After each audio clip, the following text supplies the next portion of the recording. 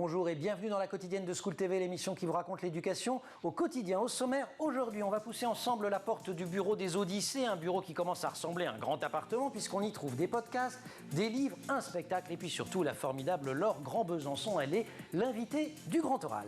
Lui, il fait la une du magazine Oh là là, le magazine d'art pour les 4-7 ans. Picasso est au programme de l'Anti-Sèche d'Emma Guessel, Emma que l'on retrouvera dans l'heure de la récré, les pieds sur terre, la tête dans les étoiles. Des chercheurs rêvent de cultiver des plantes sur la Lune, elle vous dira tout. Et puis enfin, après la récré, le goûter, c'est logique, la chronique plateau repas de Sandra Ferreira lui sera consacrée. Et soyez certains qu'avec notre nutritionniste et diététicienne préférée, ce goûter sera sain, économique et évidemment goûteux. La quotidienne de School TV, c'est maintenant, c'est parti, Grand Oral. Laure Grand-Besançon, je vous le disais, invitée du Grand Oral, elle est la tenancière du bureau des Odyssées de France Inter, le podcast aux 20 millions d'écoutes qui fait aimer l'histoire aux enfants et pas seulement. Podcast décliné en livres, livres au pluriel aux éditions des Arènes. Il y en a 2 qui sont sortis, je vous montre le deuxième, je vous montrerai le premier tout à l'heure. Et puis désormais également en spectacle au Théâtre Libre à Paris, spectacle formidable. C'est pas moi qui le dis, c'est pas de l'opinion. Pour une fois, c'est de l'info. Écoutez, c'était dimanche dernier. Ah. Et ça dure au moins 5 minutes, comme ça. Des centaines d'enfants et de parents, tous aussi réjouis les uns que les autres. Laure, bonjour. Bonjour, merci pour votre invitation, merci. Mais non, merci d'être avec nous. Et voilà, vous avez quand même un succès d'enfer. Ça fait quoi d'ailleurs quand on est dans cette salle d'enfants qui hurlent? C'est complètement dingue en fait, c'est fou et on est tellement heureux en fait. Parce qu'avec le podcast, on vous dit 20 millions d'écoutes, c'est super, mais c'est même vertigineux je pense, mais c'est abstrait. C'est abstrait surtout, voilà, on sort du studio de radio, à la radio on est comme ça, moi je suis bien dans mon studio, je fais mes histoires et tout, c'est passionnant et tout, mais d'un seul coup, bam, de voir le public en vrai, c'est à la fois déstabilisant et c'est fou, c'est dingue en fait. Grand shoot d'adrénaline. Ouais, vraiment énorme, et de joie. Et de joie. S'il fallait raconter votre Odyssée à vous, elle commencerait entre Marseille, si j'ai bien compris, et l'Est de la France, où vous passiez vos vacances avec la bande des 4 dauphins d'or. Mais on commence par Marseille. C'est vrai que l'histoire de Marseille, en tant que telle, toute petite, elle vous fascine déjà? En fait, oui, parce que c'est un lieu, je ne sais pas si vous connaissez Marseille, un petit peu. Et je ne sais pas si les téléspectateurs y ont été, mais c'est un lieu particulier, comme avec une histoire où des Grecs arrivent, ils rencontrent, c'est l'histoire d'une rencontre, de cultures qui se mélangent. Et c'est vraiment un port ouvert sur le monde. En fait, Marseille, c'est un endroit, c'est le centre du monde, quoi. Tout le monde arrive à Marseille, tout le monde débarque à Marseille. Et du coup, ça crée un terreau d'histoire sur plusieurs générations. Et c'est mon histoire aussi, puisque ma grand-mère, moi je suis née à Toulon en fait. Elle habitait à Toulon, mais elle a une histoire. Elle ne vient pas de Marseille, votre grand-mère, voilà. Vous racontez. Essayez pas de me la faire à l'envers, là. Vous racontez dans le spectacle, j'y étais. Voilà, non, elle vient de Shanghai. Voilà, c'était que du coup, tout le monde arrive à Marseille, et de 4 coins du monde. Et donc, elle venait de Shanghai, et le fait est qu'elle est arrivée pas loin de Marseille, et c'est pas un hasard, parce que c'est l'histoire des migrations, c'est l'histoire du XXe siècle, et c'est l'histoire de ces ports-là, comme Marseille, quoi. Si on est dans les histoires, alors oui. Il y a l'histoire de cette grand-mère, ça vous la racontez, oui.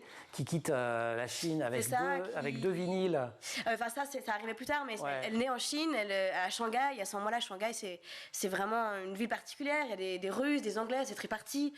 C'est le temps des colonies. Il y a l'arrivée de Mao Tse-tung, il y a la guerre du Japon. Elle rencontre un soldat français qui lui-même, est algérien, qui lui-même vient d'Algérie, qui est espagnol, qui a émigré en Algérie. Quand les Français quittent Shanghai, elle part avec lui. Il l'arnaque un tantinet. Il l'arnaque voilà, il lui raconte une histoire, il lui dit des choses, il lui fait une promesse qui Je suis riche, je suis beau, je sais faire plein de trucs, conduire des voitures, j'ai du terrain, en fait il n'y a pas de tout ça. Elle quitte Shanghai, cette ville qui était merveilleuse. Ouais. Moi quand j'étais enfant, en fait, mon enfance a été bercée par l'histoire de sa vie.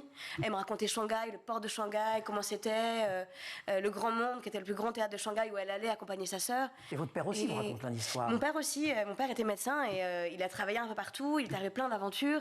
Et du coup voilà, je suis vraiment, j'ai été faite toute mon enfance de ces récits d'aventure en fait, que ce soit ceux de mon père ou ceux de ma grand-mère, et ça m'a, sans m'en rendre compte, ça m'a habité. Ouais, puis un jour ça a fini par déborder. Ouais. Mais quand vous étiez petite, alors vous passez vos vacances dans l'Est de la France, si j'ai bien compris, avec des copains ou de la famille, ça j'ai pas bien compris. Oui, des cousins et des amis. Et alors là, vous montez des spectacles, les 3 saucissons rieurs, le chien qui faisait miaou, ou Attaque à la Mirabelle volante. Vous vous souvenez de ces histoires? Bah oui, en fait c'est des enquêtes, parce que du coup on était une bande de cousins et d'amis entre 8 et 12 ans, et on avait un cousin plus âgé qui s'appelait Camille, et qui pour nous on était dans une maison avec un jardin et ils faisaient des enquêtes. Donc ils mettaient des indices, du faux sang, des machins, et toutes les journées, nous, on essayait de reconstituer les morceaux de ce qui s'était passé, du crime qui avait été commis, etc. Et en même temps, on enquêtait sur des faits un peu étranges et tout. Et on avait un restaurant après qu'on avait fabriqué. Oui, comme on a maintenant le Happy Nouille. Voilà, exactement. Donc tout était réuni, on faisait des enquêtes et après on racontait des histoires. Enfin, c'était une sorte de mise en scène. Donc en fait, moi je croyais que la partie je raconte des histoires, c'est ce qu'il y avait de plus important pour vous, mais la partie enquête, elle est fondamentale. Bah oui, aussi, parce que c'est cherché en fait. Enfin, c'est quand en tout cas, ce qui moi m'a plu dans le fait de faire les Odyssées, c'est que donc la matière, c'est une matière historique. Donc, je raconte des histoires, mais c'est des choses réelles. Et donc tout l'enjeu, c'est de transformer des récits historiques en récits d'aventure. Mais avant de pouvoir les transformer et de les écrire en récits d'aventure, il faut bosser un tout petit peu. Il faut bosser un petit peu et donc faire des enquêtes. On fait des recherches. Voilà, et on fait des recherches, tout ça, et ça c'est passionnant en fait. Si vous avez des enfants et que vous vivez dans une grotte, je vous signale quand même qu'on retrouve dans les Odyssées, podcast extraordinaire de Laure Gobet-Besançon. Alors ça, c'est dans le bouquin maintenant, qui est paru aux arènes et que je monte. Dans le tome 1, il y a Aliénor d'Aquitaine, Marco Polo, L'homme au masque de fer, Pirates des Caraïbes. Il y a aussi le Loch Ness, Toutankhamon, etc. Toutankhamon, on le croise. Enfin, c'est plutôt Howard Carter que Toutankhamon d'ailleurs. Enfin, c'est les deux qu'on croise également dans le spectacle. Podcast, livre. Si vous passez à Paris, il y a donc ce spectacle. C'est au Théâtre Libre jusqu'au 1er janvier 2023, tous les samedis et dimanches à 14h et tous les jours pendant les vacances de Noël. Tout cela, cet univers immense, il est signé Laure Gobet-Besançon. On vous retrouve, si vous voulez bien, juste après l'Anti-Sèche. Ça marche. Emma Guessel.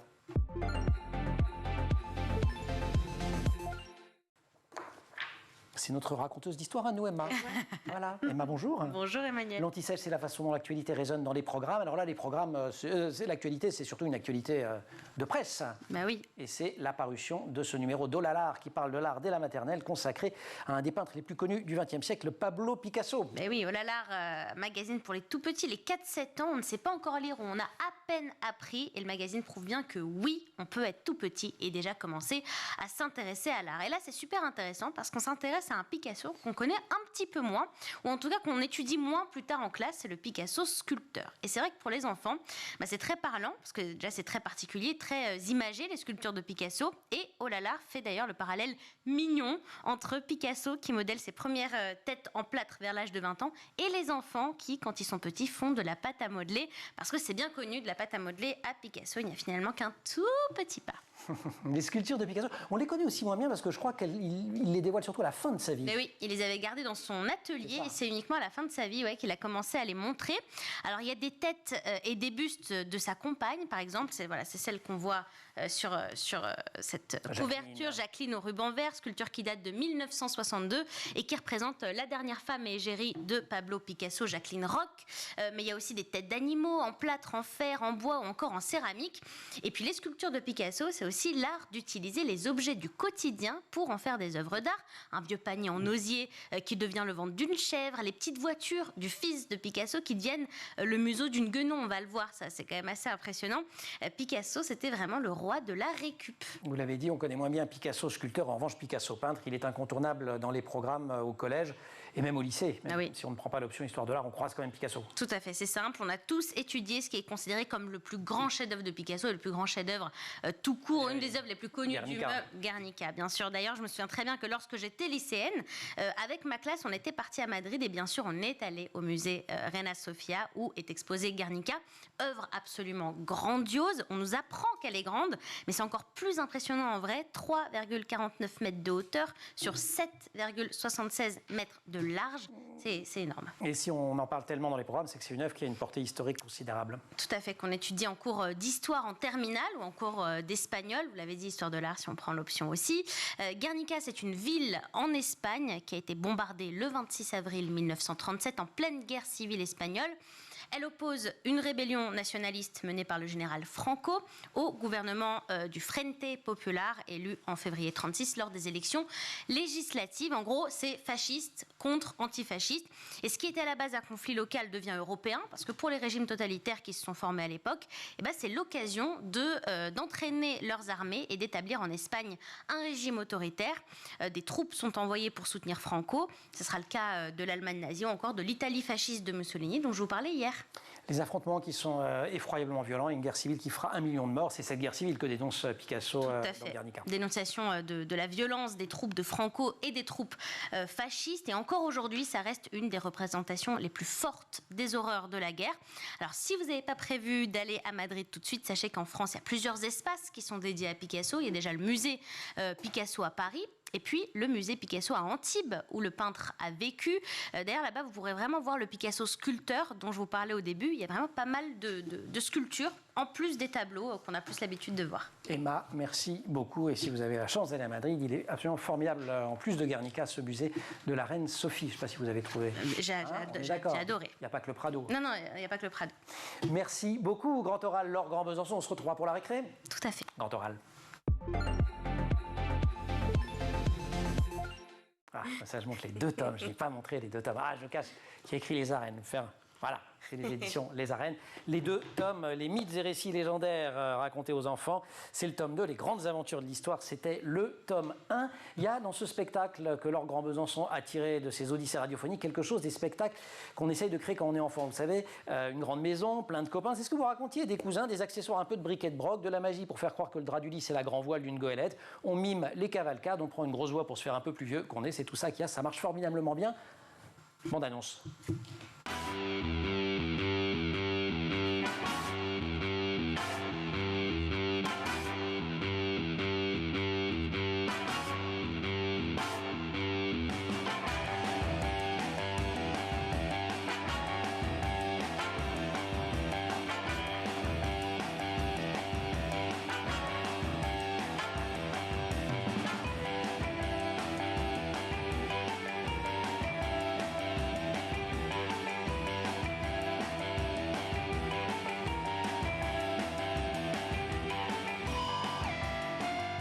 Voilà, si vous voulez les paroles, il va falloir y aller. Vous rigolez en vous regardant, vous? Bah non, parce que vous voyez Omar et moi. Ok, d'accord. Avant de raconter des histoires, avant d'avoir cette passion pour l'enquête, quand vous passez le bac, vous commencez par faire des études de philo à la Sorbonne, vous commencez même un doctorat. Oui, j'ai commencé sur quoi alors ça a changé de sujet. En fait, c'était une enquête sur le concept de scène. Qu'est-ce que ça voulait dire, la scène radiophonique, la scène théâtrale, la scène psychanalytique aussi. Qu'est-ce que c'était que ce rapport que la scène instaurait entre le voir, le non-voir, le visible, l'invisibilité et tout ça, voilà. Parce qu'en même temps, vous faites du théâtre. Parce qu'en même temps, voilà, je faisais du théâtre et la philo, ça a vraiment été une source de bonheur infini. Enfin, je conseille à tout le monde de faire de la philo parce que c'est absolument génial, parce que ça permet de voir, la plongée dans tout ce que l'humanité peut imaginer en fait, en termes d'invisible, parce que les concepts, c'est ce qui supporte le monde invisiblement. C'était passionnant, donc faites de la philo. Vous faites quand même des emplois du temps de dingue, parce que je ne sais pas quel âge vous avez, 18-20 ans, étudiante en philo à la Sorbonne, les cours de théâtre, et après vous partez à New York. Ouais. Oui. Genre le voyage. Ça, c'est les Marseillais voyageurs. C'est les Marseillais, c'est les Marseillais aux États-Unis. Ouais. Non, mais en fait, j'avais on a tous une envie un jour de voir un bout du monde. Ouais. Et j'avais été un été une première fois et j'avais trouvé cette ville époustouflante et surtout je sais pas si ça vous est déjà arrivé dans la vie de se retrouver loin de tout, sans connaître personne. Et c'est fou en fait. Ça m'a donné beaucoup d'air et de courage pour après. Et vous prenez des cours de théâtre là-bas? Vous jouez, comme on dit, off-Broadway? Yes, of course. Of course. Off-Broadway. Et voilà, et après je suis rentrée à Paris après une année là-bas et j'ai rencontré des gens fous. Comment vous vient l'idée d'écrire pour les enfants? Et en fait, ça vient un peu naturellement parce que du coup, j'arrive après à France Inter, je fais un stage à France Inter dans l'émission d'Eva Bester. Et là, c'est la révélation de la radio. Enfin, ça, tout me plaît à la radio, les gens, ce qu'on fait, et avec cette sensation. Je ne sais pas si vous êtes déjà arrivé, mais pour la première fois, de trouver ma place en fait. Et donc quand on sent ça très fort, on s'y accroche quoi. Et du coup, je reste à France Inter, je travaille comme attachée de production, donc j'aide des producteurs à faire leurs émissions, et je commence à me dire mais quand même, je voudrais bien m'en faire du micro aussi. Et donc je propose des idées, des émissions qui sont refusées et tout. Et un jour, je me dis mais en fait l'enfance quoi, mais comme quelque chose un peu d'évidence quoi. Ouais. Et là, je propose ce projet-là à la direction, et cette fois, ils le prennent. Et c'est toutes vos années de théâtre qui vous aident assez rapidement à trouver aussi cette voix, parce que vous avez une voix très particulière, vous le savez. Il paraît. Non, mais il y a la voix que vous avez là quand vous nous parlez, mais il y a celle que vous prenez dans le podcast, oui, là, etc. bien sûr, c'est une voix de récit qui n'est pas une voix d'enfant, mais qui est une voix qui parle aux enfants. Oui, c'est un peu ça s'est fait un peu comme ça à tâtons, mais ça s'est fait comme ça en fait, sans vraiment trop le chercher. Effectivement, les Odyssées, ça a permis de réunir un peu tout ce que j'avais appris à faire avant. C'est ça, il y a toutes les pièces du puzzle qui se mettaient un peu en place. La recherche, ça c'est la philo qui me l'a appris. Le fait de raconter, c'était le théâtre. L'écriture, parce que j'ai toujours aimé écrire. Et du coup, c'est venu petit à petit, ça s'est mis en place comme ça. Vous avez des chouchous ou des chouchoutes dans tous les personnages historiques? Ah bah oui, forcément. Mais après, c'est toujours les préférés. Alors, j'ai beaucoup aimé, par exemple, l'enquête sur le vol de la Joconde. C'était assez fou. Puis en plus, c'était avec le musée du Louvre. C'était hyper intéressant. Vous avez fait une énorme série. Oui, on a fait 15 épisodes avec eux. C'était super chouette de travailler avec eux. Oui, je vous ai... Non, la Joconde. La Joconde. Alors aussi, là, dans le tome 2, on a les mythes et récits. Et ça a été un bonheur fou de me replonger dans l'Iliade et l'Odyssée. Qui est des textes que j'avais un peu parcouru et tout, mais j'étais un peu passée à côté. Et surtout l'Iliade, en fait. Parce que je me suis vraiment parfois pissée de rire. Enfin, c'est des textes qui, à la fois, qui réunissent la guerre, l'amour, la mort, l'humour. Il y a tout, quoi. Bon, voilà, c'est pour ça. Ça fait 3000 ans après, on les lit encore, c'est pour ça. C'est pas pour rien. C'est que ça fonctionne pas trop mal. On va en reparler d'ailleurs de la puissance des récits, de la puissance des mythes. Il y a des histoires qui vous ont donné plus de fil à retordre que les autres? Oui, il y a des histoires plus compliquées. Je me souviens, par exemple, on a fait 2 épisodes sur Nelson Mandela. Et ça m'a... Parce que il fallait... alors d'abord, c'est la question de comment on transmet ces histoires-là, parce que bien souvent, quand on parle de l'histoire de l'Afrique du Sud, on commence avec Nelson Mandela, et c'est quelque part aussi un peu une erreur, parce que c'est dire aux enfants, c'est là que l'histoire c'est là que l'histoire de l'Afrique du Sud commence, alors que non, c'est une histoire, c'est un pays... Il faut partir bien avant. Voilà, donc il y a eu tout ce chemin-là à faire, comprendre un peu la logique des territoires, donc c'était assez... je voulais pas me planter, quoi. Et voilà, donc c'était historiquement compliqué à assimiler et à bien transmettre. 90 épisodes, plus de 20 millions d'écoutes. Ce sont les Odyssées de l'Or Grand Besançon, un podcast qui se décline désormais en livre. J'en montre qu'un à la fois, parce qu'il y en a 2, c'est trop lourd. C'est aux éditions des Arènes, et puis il y a un spectacle aussi au Théâtre Libre à Paris. On en parle encore un petit peu, mais là on va prendre une récré. Nous on fait des récrés. Ça vous va? Allez, la récré, Emma.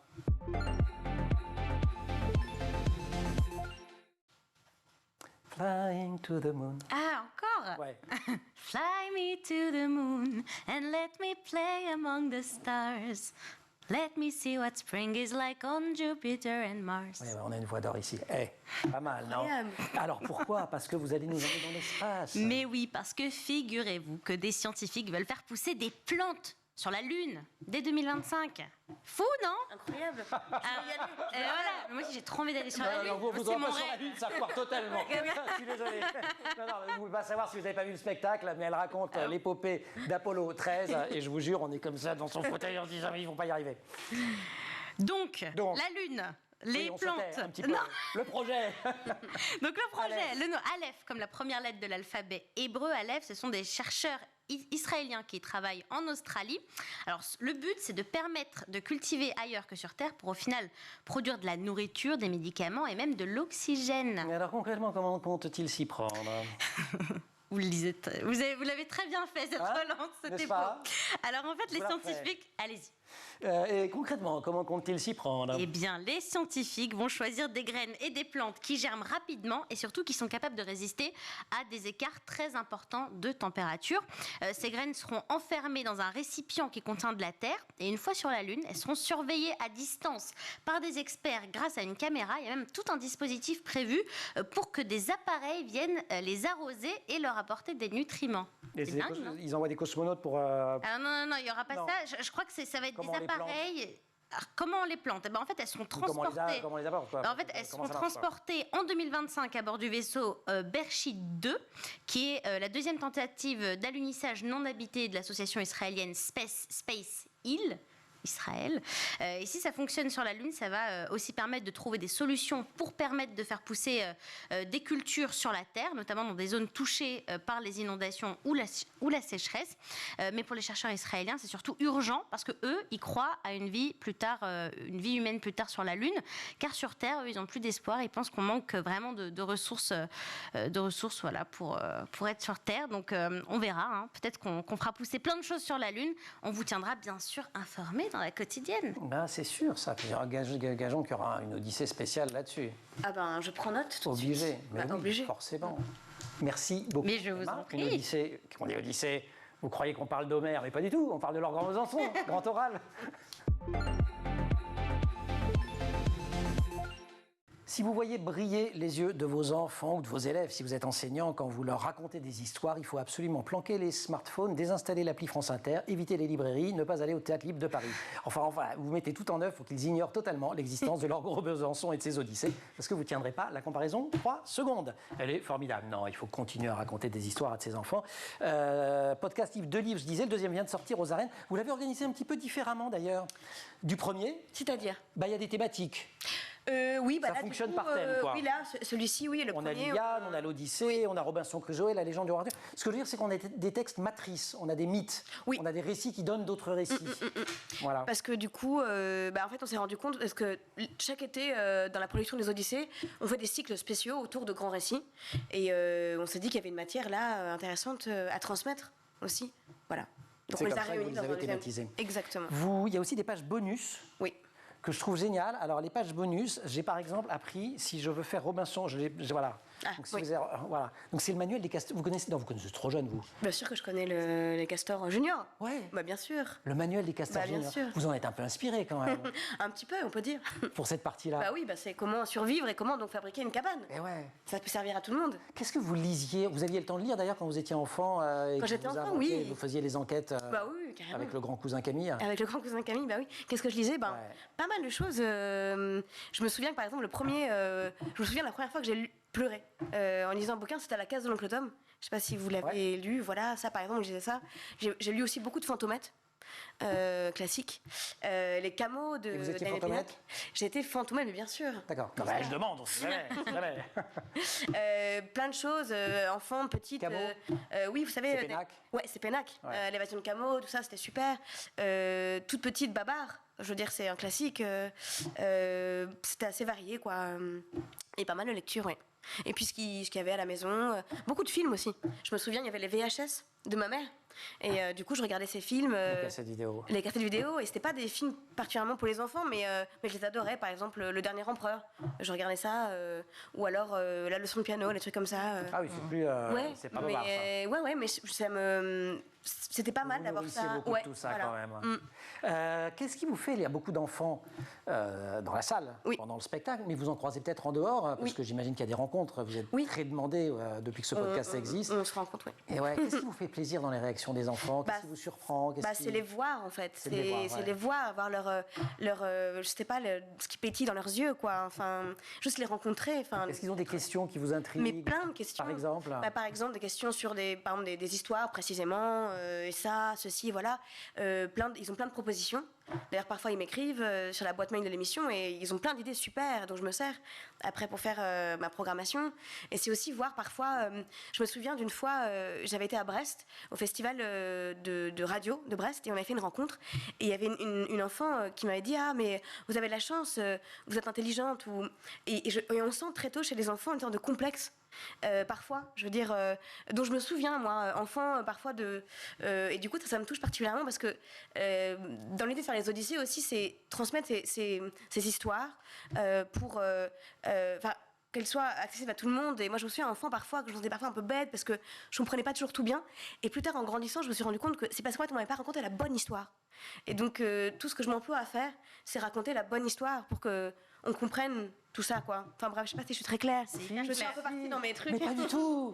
Mais ce que je veux dire, c'est que du coup, c'est fou de rencontrer les enfants et de voir déjà petits ce qui les traverse et comment ils l'expriment à plein de niveaux différents. Ses propres sensations d'enfance. Dernière question avant d'accueillir Sandra, notre nutritionniste diététicienne. 20 millions d'écoutes. Alors bon, on sait que les enfants aimeraient écouter inlassablement la même histoire. Donc ça fait pas forcément 20 millions d'enfants, mais ça fait quand même énorme.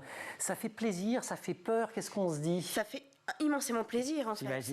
Mais quand on a lancé les Odyssées, j'étais à milieu de penser que j'y croyais très fort et je voulais le défendre à fond les ballons, mais je pensais pas que ça allait grandir à ce point et c'est une immense joie. Enfin c'est fou en fait. Laure, vous restez avec nous, on va goûter. Bien sûr. Hein, c'est l'heure du goûter. J'adore le goûter. Je suis désolé, privé de goûter parce que vous avez trop rigolé à la récré là, puis parti là, fly me to the moon. Ouais, super. Allez, on va vous regarder. Ouais. À bientôt Emma. À bientôt. Plateau repas. Sandra, bonjour. Bonjour. Plateau repas, Sandra Ferreira, notre diététicienne nutritionniste. On va parler du goûter. Les enfants aiment ça, les adultes aussi d'ailleurs. Et puis surtout, c'est essentiel pour apporter de l'énergie en fin d'après-midi. Mais est-ce que vous savez vraiment quoi donner à votre enfant afin que ce soit sain et bon? Pour cela, il y a Sandra. Voilà, non, mais elle le fait tout seul, c'est bien. Tu sais, c'est l'émission, tu sais, c'est pour cela. Il y a moi. Non, mais franchement, je suis la meilleure pour ça. Bah oui, voilà. Non, mais c'est vrai en plus. Oui, effectivement, c'est important. Alors, sauf que malheureusement, depuis une vingtaine d'années, les enfants et les adolescents ont tendance à sauter des repas, notamment le goûter. C'est vraiment trop dommage. Alors que le fameux PNNS, le Plan National de Nutrition Santé. Ça, vous allez m'entendre souvent avec ma fameuse Bible, recommande d'apporter un goûter pour avoir de l'énergie en fin d'après-midi. Et ça aide aussi les enfants à diversifier l'alimentation. Un enfant, c'est de 3 à 17 ans. Dites-moi. Mais d'ailleurs, j'ai une question à vous poser que je me suis souvent posée, c'est à partir de quand on arrête de prendre son goûter? Eh bien, on pourrait se dire que... 77 ans. Oui, c'est à peu près ça. Non, mais vraiment, en fait, il n'y a pas besoin d'arrêter le goûter si vous en ressentez le besoin. Effectivement, en tant qu'adulte, c'était une très bonne introduction de dire que les adultes aimaient aussi bien le goûter que les enfants. Vous l'aviez écrit, hein, parce que... Ah bon? Et donc, oui, effectivement, les adultes, vous pouvez continuer. Si l'après-midi est long, ça permet de couper un petit peu.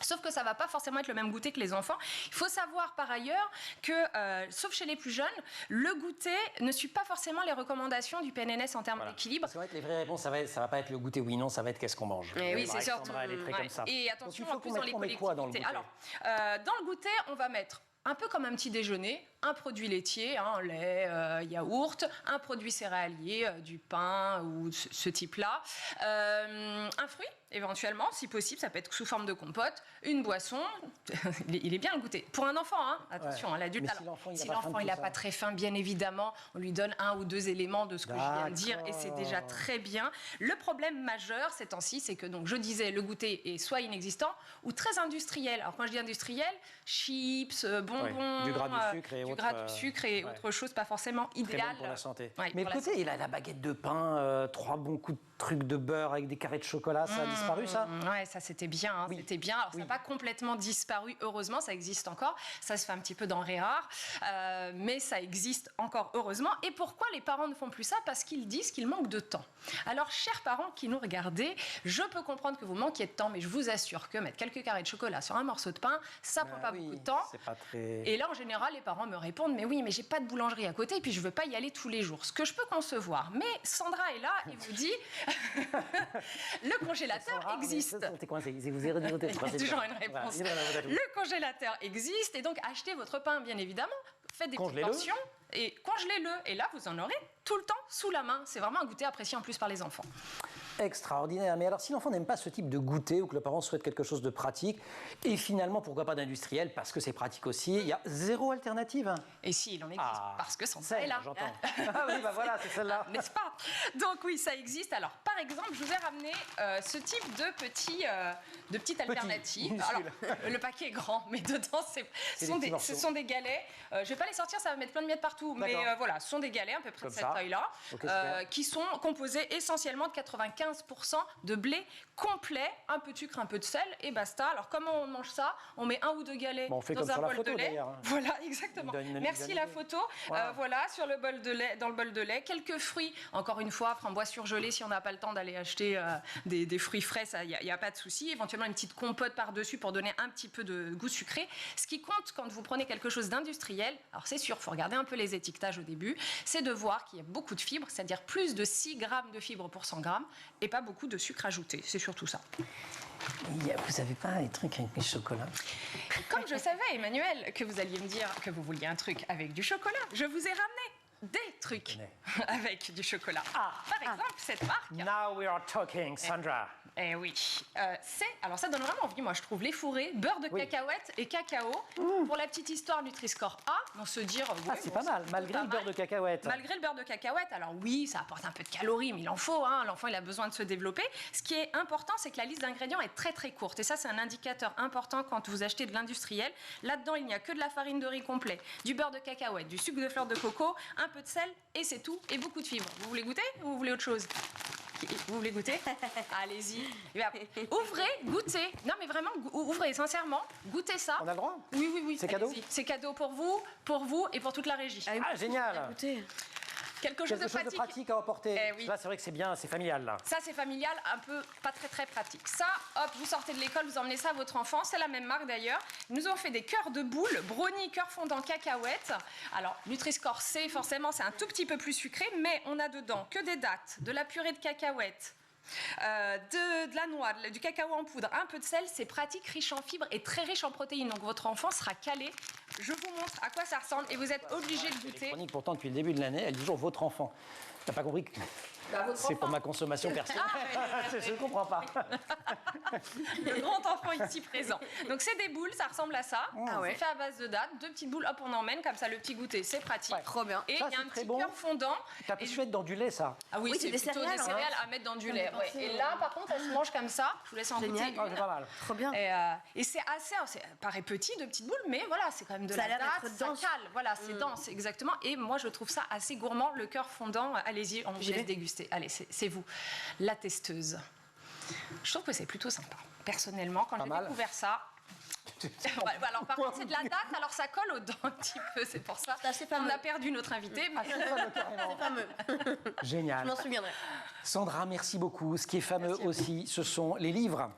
Les grandes aventures de l'histoire, les Odyssées, ou les mythes et récits légendaires, les Odyssées, le tout raconté aux enfants. Il y a à chaque fois l'histoire, il y a des très belles illustrations, et il y a à la fin des bonus, où à la fin on vous raconte les choses un peu plus à la façon d'un manuel scolaire, mais un manuel scolaire qui serait rédigé de manière sympa et amusante, et un côté très manuel des Castors Junior, où on peut faire des choses, enfin bref, tout ça est formidable.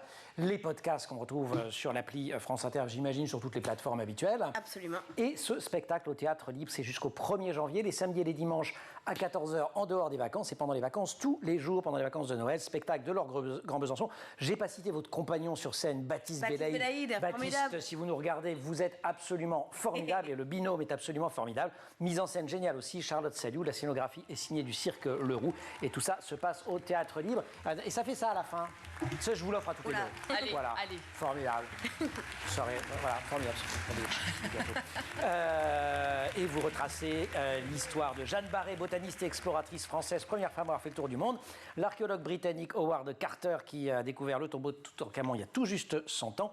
Et enfin, les 3 astronautes américains qui ont, on ne va pas dire s'ils meurent ou pas à la fin. Non, mais en tout cas, c'est la grande mission catastrophe. Apollo 13. Voilà. Allez, opération pas catastrophe du tout, c'est le travail de la régie et de toute l'équipe. Merci donc à Colline Hamel, merci à Marine Plantec qui a préparé l'émission et qui a été assistée aujourd'hui par Roxane Sarfati. Je sais, je suis en retard, je pars vite. Au son, c'est Thibaut Goury-Lafont, à la réalisation Raphaël Morel. Merci encore à toutes, merci à tous. Vous restez sur School TV et vous nous retrouvez sur Internet et réseaux sociaux.